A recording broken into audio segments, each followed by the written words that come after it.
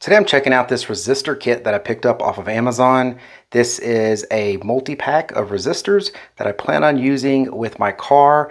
I need to basically create a resistor that is equal to a sensor that I have on my vehicle so I can test if the sensor's a problem or if there's something else. Let's go ahead and check out this kit and show you everything it comes with.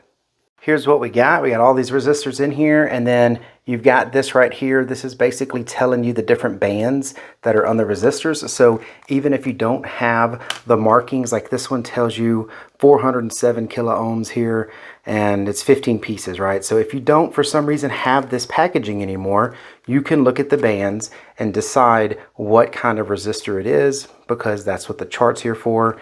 And I don't know if you can see it, but each resistor is going to have multiple bands on it, so that way you know what that resistor is for. But this comes with a massive kit of all of these different resistors here. And I'll get you a close-up of everything that it comes with. These are the resistors and how many pieces of them it comes with. I do recommend keeping all the sleeves and not throwing them away so you don't have a mess. But huge variety pack, and yeah, I think they're going to do exactly what I need. So hope this information was helpful.